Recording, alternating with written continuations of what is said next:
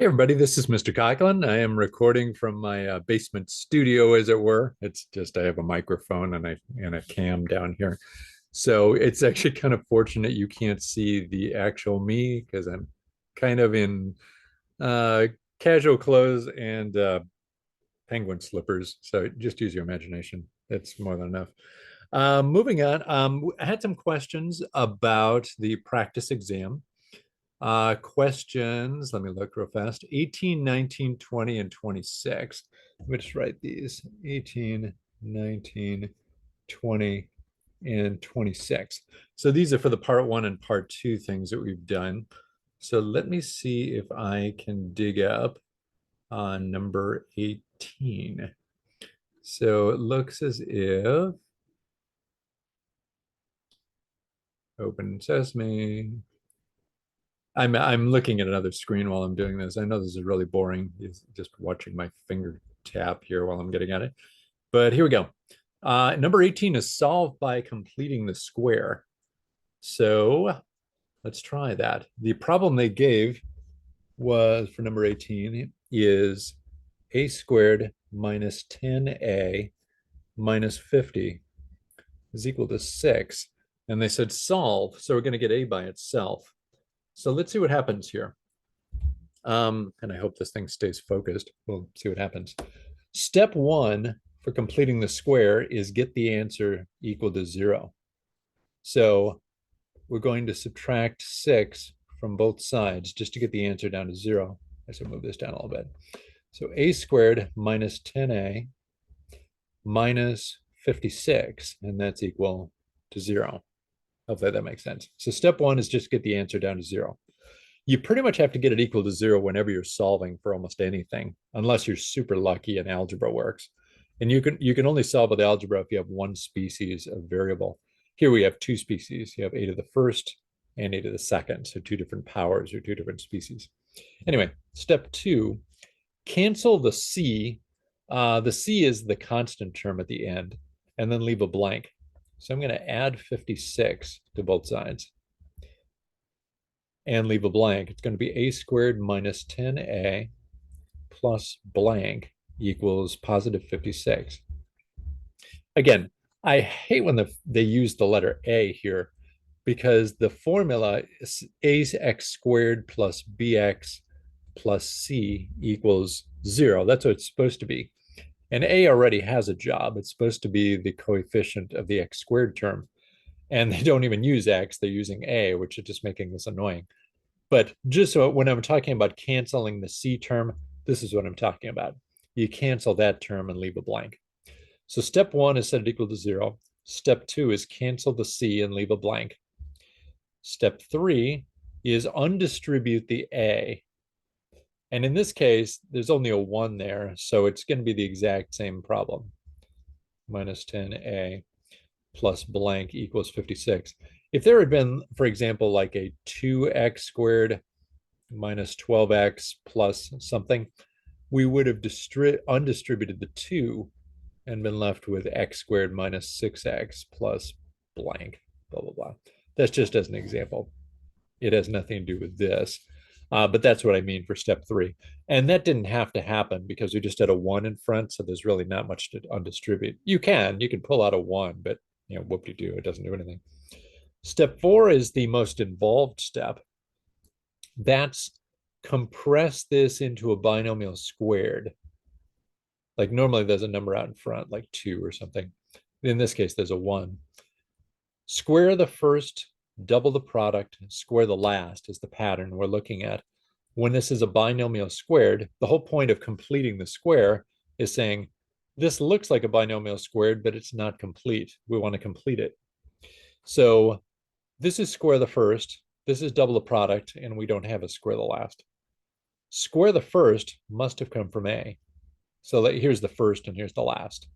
Okay. And then plus what? This is double the product. Now, product means the first times the second. So this times this. So A times something and then double it makes negative 10A. Well, before they doubled it, it was negative 5A. So I'm betting you this is negative 5. So it did double check. A times -5 is -5a, doubled is -10a. So yeah, square the first works, double the product works, and this is going to be a binomial squared. Don't forget that. What should have been here? Square the last.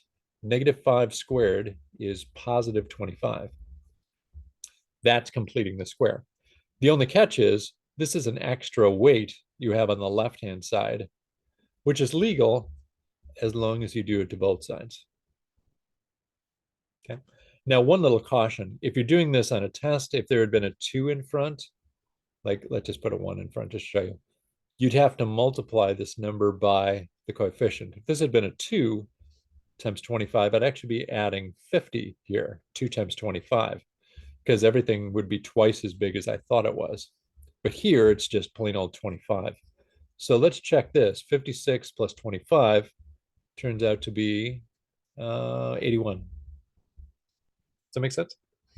Now, there's just a 1 in front, which you can largely ignore. The fifth step, it kind of depends on whether you're going to graph it or whether you're going to solve it.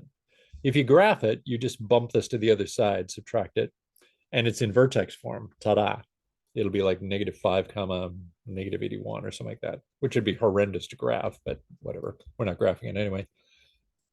In our case, we want to solve for A. We want to get A by itself. We just got lucky here. Well, lucky, quote unquote, because we have one species of A left. And that means we can solve this thing with algebra, which means doing stuff to both sides. So let's get A by itself, and whatever's farthest away from the A, we're going to cancel first. That's the squared. So what we're going to do is I'm going to rewrite this. I'm just going to do A minus 5 for old time's sake. Equals 81. I just recopied that. I'm going to square root both sides. Now remember, a square root has two answers, positive and negative. Don't forget the positive negative. A lot of people do that and they lose half their points on the test question. Here, a square and a square root cancel each other, and we're left with A minus 5 equals plus or minus square root of 81, which we know is 9. And now one more step, add 5 to both sides. I'm going to add the 5 in front, because otherwise it'll look like plus or minus 95 or plus or minus 9 plus or minus 5, which would just be confusing. Cancel the 5. So A is equal to 5 plus or minus 9. And we can actually simplify that. 5 plus 9 would give you A is equal to 14. And 5 minus 9 would give you A is equal to -4. And those are your solutions. So that's how to solve number 18. Again, I wish it had been a better example with a 2 in front or a 3 in front. Just remember, step number 3, you would undistribute whatever that leading coefficient is, the A. You'd undistribute that out in front. And then it would be hanging around here. Like just for example, if there had been a 2 here, then I wouldn't have been able to square root yet. I'd have to divide both sides by 2 first, because if there's a 2 in front, that's further away from the A than the exponent is. So like this is super close to the A. The squared is medium close. And then the 2, even though it looks like it's close, it's on the other side of the wall, is farthest away. So if there's a number in front, you'd have to divide it away first before you square root. Okay. So that was number 18. And if, excuse me for a second, I have to adjust my computer screen and find out what number 19 actually is. Let me switch screens here. Excuse me. Okay. Solve with the quadratic formula.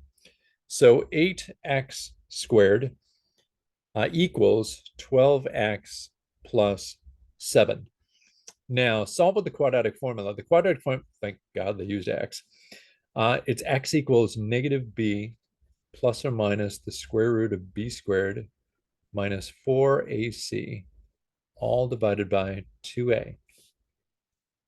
And let me switch screens again real fast. Okay.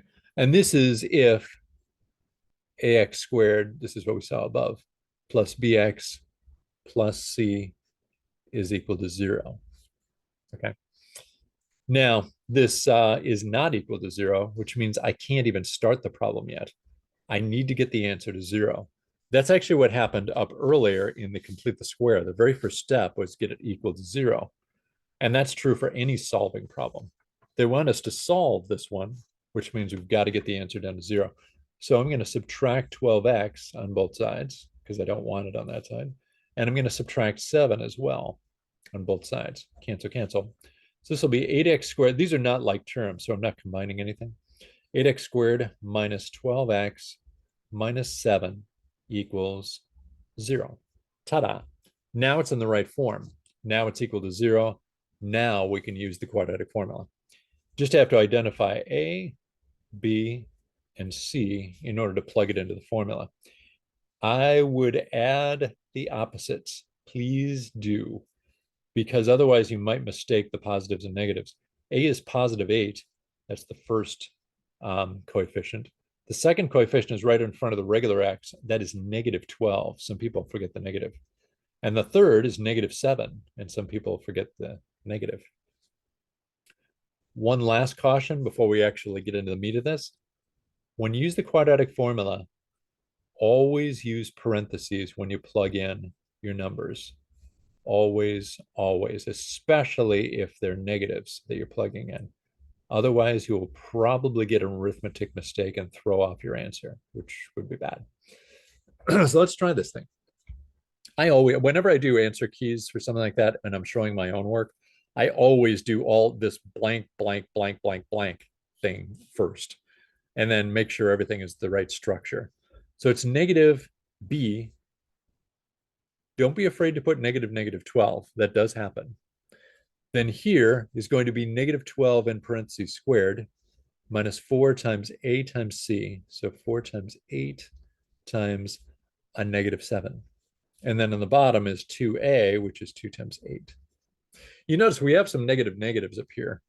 Up here, x equals negative 12 is just plain old 12, plus or minus the square root of, when you have parentheses squared with a negative inside, that's negative times negative, that'll become positive. And in this case, it's positive 144. Look here though, minus negative. I'm going to add the opposite. Negative 4 times 8 times negative 7. If you'll notice, negative times negative, positive. Now 4 times 8 times 7, and we got rid of the negatives anyway. 4 times 8 is 32. Times 7, I have no idea. Let's check it out. 7 times 2 is 14, carry the 1. 7 times 3 is 21, with the 1 is 22. So 224 plus 224. You notice it's not minus. The two negatives cancel each other out. That's why I hate subtraction and why I love addition. All over 16. Does that make sense so far? Now, inside here, we can combine these. 224 plus 144 is 368, I think. X equals 12 plus or minus the square root of 368 all over 16. Does that make sense so far?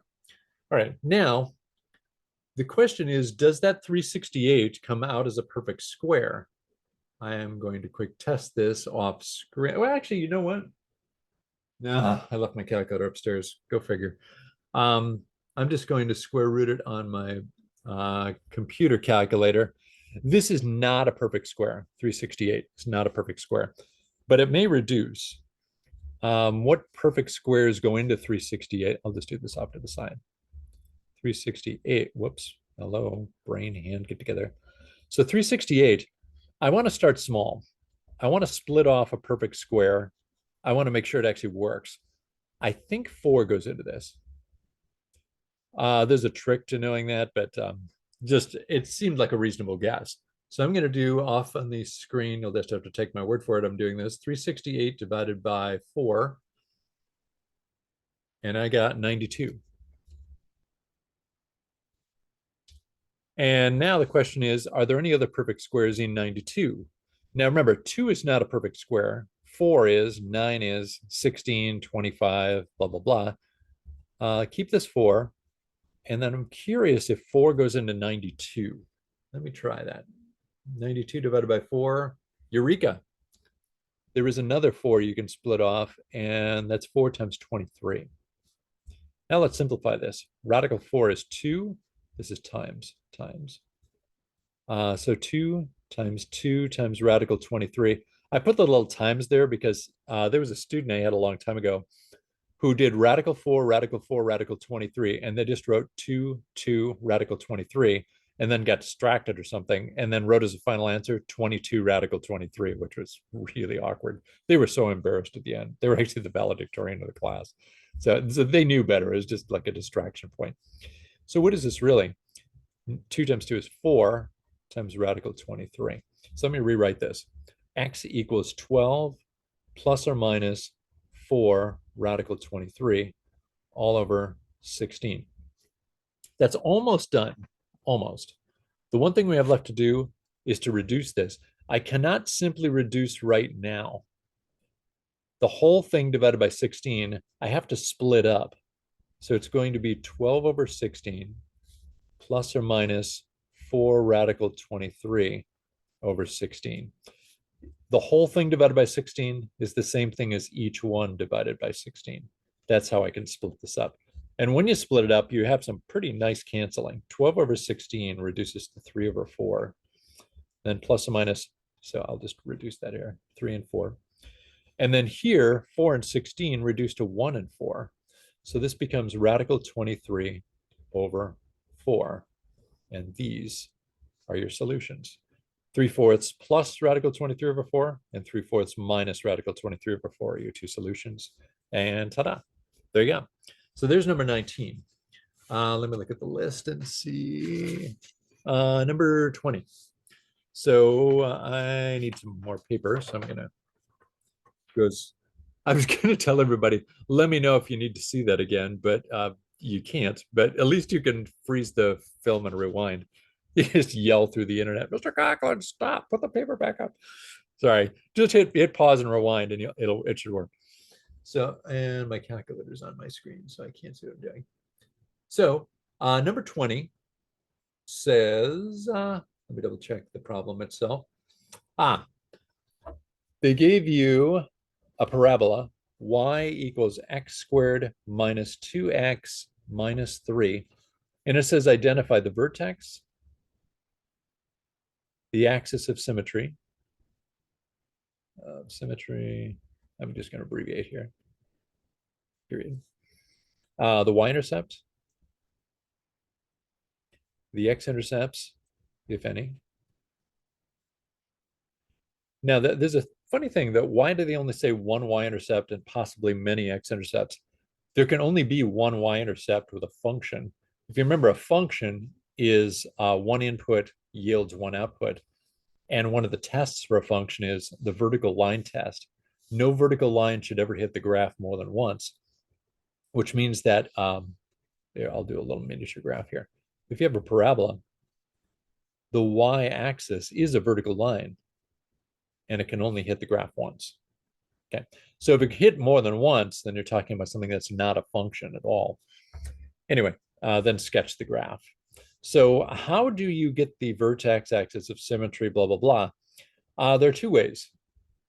You could either complete the square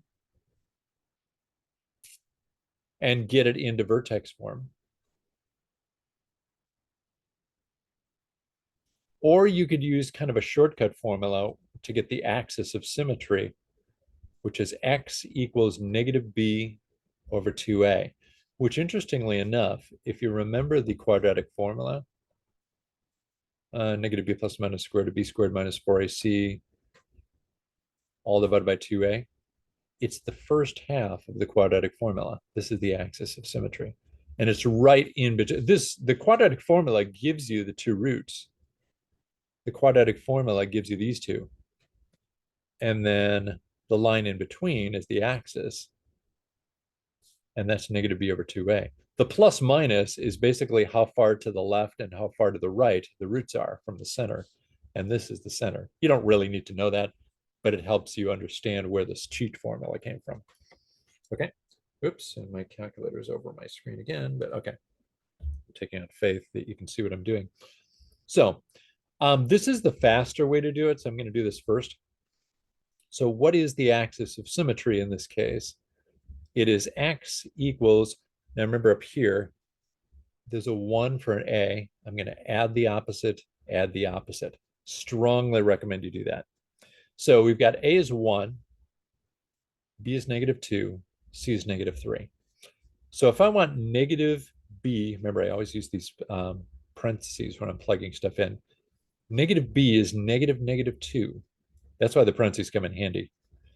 Otherwise, people just might say -2 and forget the outside negative. And then over 2A, which is 2 times 1. This becomes -2 is 2, and 2 times 1 is 2. We're looking at x equals 1. That's the axis of symmetry. So whatever this graph is doing, it has, I don't want to make it look like an asymptote. It's just, here's the dividing line. X equals 1 is splitting the parabola down the middle. So that, another thing about this, when you, let me draw a quick sketch on a parabola. The axis of symmetry goes right over a special point called the vertex. So the vertex, however far over the axis is, let's just say this is x equals 3, that's how far over the vertex is. So it's going to be the axis as the first number, and then you plug in the axis to get y. Like this is x and this is y. If you have an x and you don't know what y is, you can plug it into the equation and get y. So if x is 3, it'd be like 3 squared plus blah, blah, blah, blah, blah, and you get y. So it'd be 3 comma something, whatever the y is.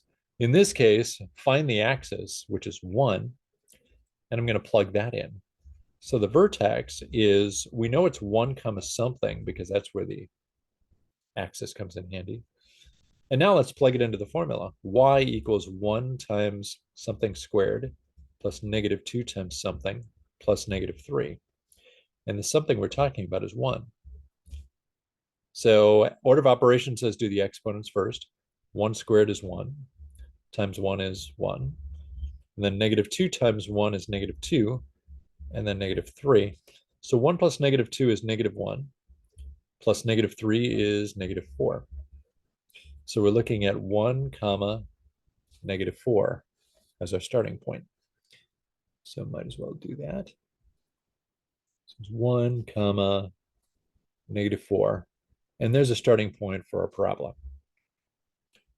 As long as I'm here, remember that the graphing pattern for a parabola, let's just write the word parabola graph, is over and up. 1 over 1, up 1, over 2, up 4, over 3, up 9, over 4, up 16, blah, blah, blah, over n, up n squared, whatever number you want, you just square it to get the up part. These can change if the height multiplier is different. Like if this were a height multiplier of 2, it's twice as tall. All of the up parts would be twice as big. So a normal parabola is over 1 up 1. If there were 2 in front, if it were twice as tall, it'd be over 1 up 2, over 2 up 8, over 3 up 18, over 4 up 32, and so on. If it were 3, then you'd make these 3 times taller. If it's negative something, then not only would you change the numbers, but it wouldn't go up anymore. It would go down. In this case, it's a pretty generic parabola. It's going to be a plain old over 1. Let's try it. Over 1, up 1. Just make you go both ways. Over 2, up 4, which, by the way, you just got insanely lucky and just found the x-intercepts. That usually doesn't happen. But we do have a good sketch of our graph now. So if it says sketch a graph of the parabola, that graph itself, get it out of the way as soon as you can, because that's useful. That has a lot of points to it. No pun intended. It has 5 points. But I mean, as far as points of percentage points on the test. That was actually an unintentional pun. Sorry. Now, where is the y-intercept? Again, you got super, super lucky here. And you got super, super lucky here. You found the x and y-intercepts just by sketching the graph. Pretend you didn't. In order to get the x-intercepts, you have to pretend that y is 0. Let's actually do that and see what happens. So 0 equals x squared minus 2x minus 3. I'm going to do plus negative. I just can't leave it as subtraction. How do you solve this?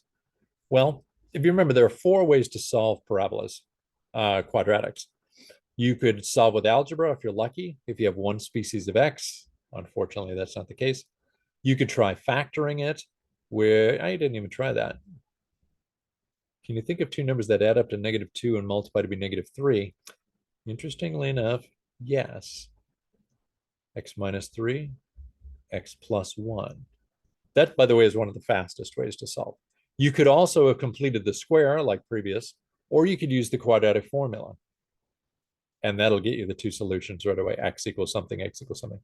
But here you can just do the zero product property, set both the parentheses equal to 0, and you get x equals 3 and x equals -1. And it looks like on our graph that agrees with us. So this is 3, this is -1. Now, in order to get the, I'm going to scoot this up a little bit, the y-intercept, which they asked us for, you have to pretend that x is 0. So if x intercepts, you get y equals 0. And y intercepts, you get x equals 0. If you ever get stuck on that, look on a graph. The y-intercept is on the y-axis, and that's exactly where x is 0. And the x-intercepts are on the y-axis, or x-axis. What am I saying? The x-intercepts are on the x-axis, and that's exactly where y is equal to 0, which is why we did that. Anyway, moving on.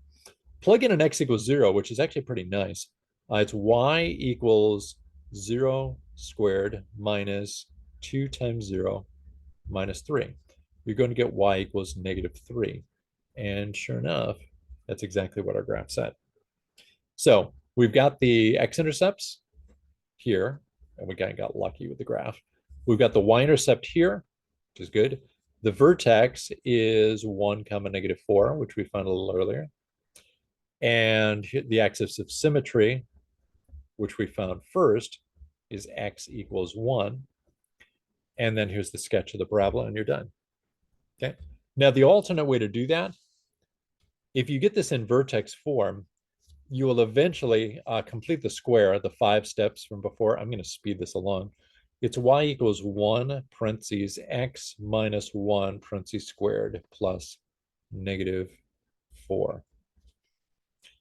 And then you'll get a vertex of +1 comma -4, which is exactly what we had over here.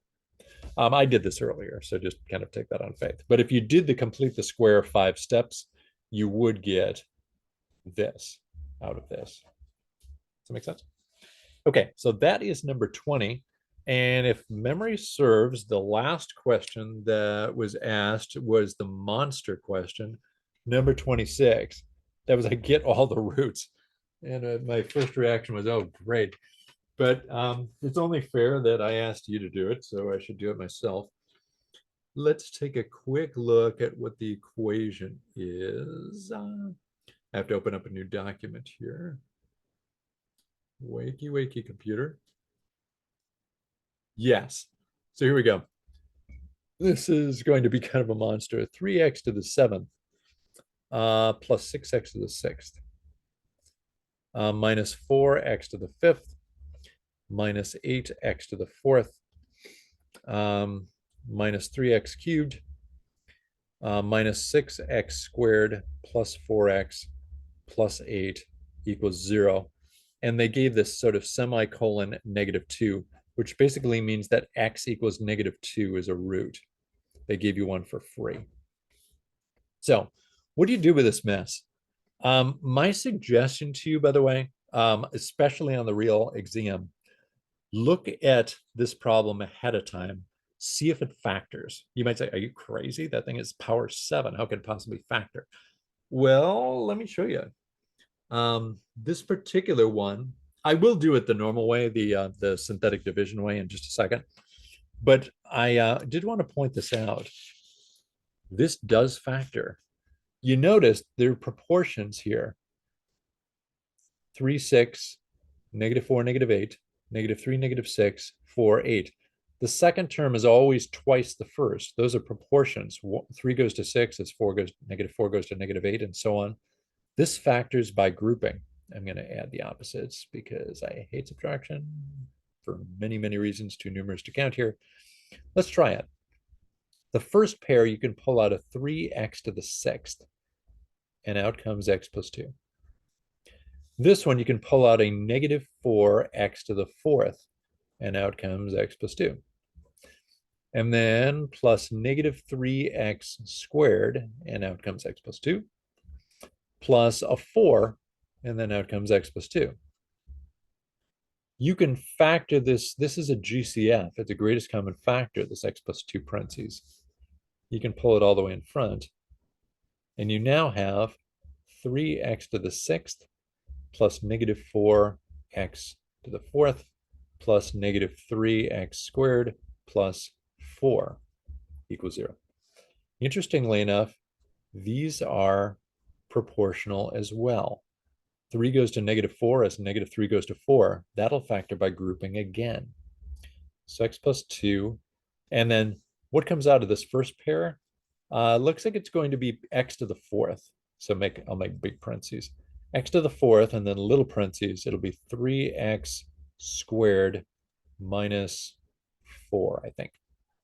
And then plus, what comes out of here? Not much, just negative 1. And then it's 3x squared, forgive me, plus negative 4. And equals 0. There's another GCF. Pull that out. So we have x plus 2, then the 3x squared plus, I'll do minus 4. I'll show you why in a minute. Normally I say, why is Mr. Cochran doing that? I thought he hated those. You're right, I do. But I'll show you in a minute. There is actually a reason. And then the leftovers is actually x to the fourth minus 1. The reason I allowed this is because this is a factoring method called difference of two squares. This splits into x squared plus 1, x squared minus 1. This, it's grotesque, but it actually does that too. It's radical 3x plus 2, radical 3x, the x is not in the radical, minus 2. And then there's an x plus 2 in front. So we've got quite a, let me write this a little bit better. That's kind of a mess.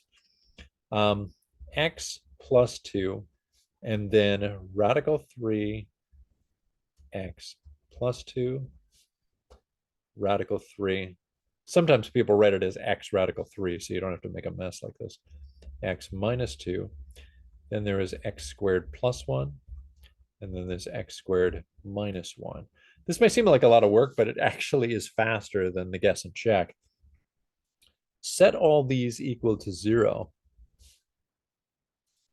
And you should get your solutions. By the way, this factors one more time by difference of two squares to x plus 1 and x minus 1. Set those equal to 0 as well. So this is going to give you x equals 1. This is going to give you x equals negative 1. This thing, if you set it equal to 0, something interesting happens. Subtract 1 from both sides. X squared equals negative 1. Square root both sides. X equals plus or minus the square root of negative 1. That's imaginary. But as a matter of fact, it's a very common imaginary number called I. The definition of I is radical negative 1. So this is plus or minus I. So you got one solution, two solutions, three solutions, four solutions. This got radical 3 times x minus 2 equals 0. Let's solve that. Add 2 to both sides. So radical 3, and should do the parentheses, equals 2. Divide both sides by radical 3. Cancel. X equals 2 over radical 3. Now you do have to get the radical out of the basement, so multiply top and bottom by radical 3. And x equals 2 radical 3 over 3. Hey, another root. And this one, set it equals 0, radical 3 times x plus 2 equals 0. Let's solve that. Subtract 2 from both. So radical 3 times x equals negative 2. And then x, divide both sides, x equals negative 2 over radical 3, which if you fix the radical is negative 2 radical 3 over 3. And the very last one is x equals negative 2, which is actually the root that they gave us for free. So we've got 1, 2, 3, 4, 5, 6, 7 roots, done. And if you want to factor the thing, you already did. I mean, I would don't do this one. You factor this one. So 1, 2, 3, 4, 5, 6. And this one, you don't have to break it apart. It doesn't factor well.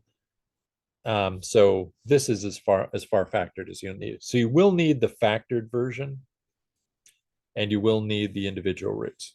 Okay, that's the sort of cheap way to do it. Now I'm going to show you the longer, well, arguably longer, that did take a while, the guess and check synthetic division way. So let me recopy this thing. This is, I'm going to put my glasses on too. This is kind of small to read. 3x, sorry, I just bumped the microphone, so you probably heard a bunch of crackling. So 3x to the 7th plus 6x to the 6th plus negative 4x to the 5th plus negative 8x to the 4th plus negative 3x cubed plus negative 6x squared plus 4x plus 8 equals 0. And they gave you for free x equals negative 2 as a root. And they said, go have fun. Right. Well, we'll do the best we can.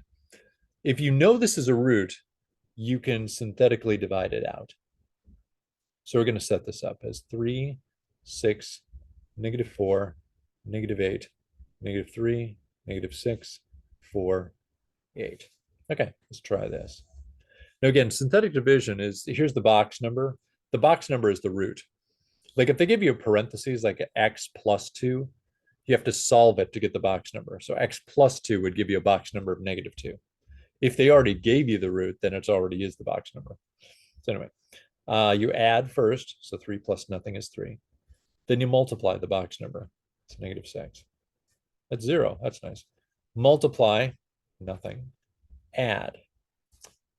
Multiply. Remember, negative times negative is positive. Add, 0. Multiply, get 0. Add. Multiply. Add. Multiply. Add. Multiply. Add. And by the way, that's a very good idea because this is the remainder. And if the remainder is 0, you have success, and that must be a root. I mean, we knew that anyway. But it's nice to know they didn't lie to us. What do we have left? This is 3x to the 7th. When you rip the x equals negative 2 out, all the powers go down by 1. One of the x's is missing. So this is 3x to the 6th. This was x to the 5th, but you can ignore it because it's 0. This is x to the 4th. This is x squared. And this is x. Let me translate that for you. 3x to the 6th minus 4x to the 4th minus 3x squared plus 4, because that's positive. I'm going to add the opposites because you know why. Now this, you'll notice it's proportional. That factors by grouping. We actually did that on the other page. So I'm just going to turbo this. So x to the 4th, 3x squared minus 4. And then this will pull out a minus 1 and 3x squared minus 4. So this is the greatest common factor for grouping. So 3x squared minus 4. And then it's x to the 4th minus 1. Now again, this factors to x squared plus 1, x squared minus 1 by difference of 2 squares. And then this goes to nothing. It's just x squared plus 1. This splits to x plus 1, x minus 1. And this thing, even if you want to leave it as 3x squared minus 4, it'll still work. First of all, I'll accept that as a part of your factoring answer. But each of these you can set equal to 0. 3x squared minus 4 equals 0. Let's just try that. So 3x squared equals 4. Then you have to divide by 3. X squared equals 4 over 3. Now square root it. Plus or minus the square root of 4/3. When you square root a fraction, you square root the top and you square at the bottom. It's plus or minus. So this becomes x equals plus or minus 2 over radical 3, which should look familiar from the last page, which fixes to plus or minus 2 radical 3 over 3. That'll give us 2 of our roots here. These will also give us x equals negative 1, x equals 1. And if you remember from this one, this gave us x equals plus or minus I. So 1, 2, 3, 4, 5, 6. And then don't forget the free root we had here, which is 7. So let's pretend for the sake of argument, you went through that actually didn't take as long as the other one. That's funny. But I figured the factor by grouping in the first place, oh, that'd be fast. They're about the same. But if let's just say you have x equals -2, x equals 2 radical 3 over 3, x equals -2 radical 3 over 3. I'm just listing these all out at once. X equals I, x equals -I, x equals 1, x equals -1. That's your solution set. Those are your 7 roots. But I want to factor. When I'm talking about factoring, I'm talking about the original function broken into parentheses. And they're going to be 7 parentheses if you do it all the way like this. But it's easier than you think. It's x, like this came from, -2 came from x plus 2. Like a negative always comes from plus something, and a positive always comes from minus something. So this is x minus 2 radical 3 over 3. This is x plus 2 radical 3 over 3. This is x minus I. This is x plus I. This is x minus 1, x plus 1. So if you have all the roots ahead of time, well, after you get done with all the gruesome work, all you do is reinflate all of the parentheses and you've got your factored problem. I would just say the only catch is look up here. This is called the height multiplier.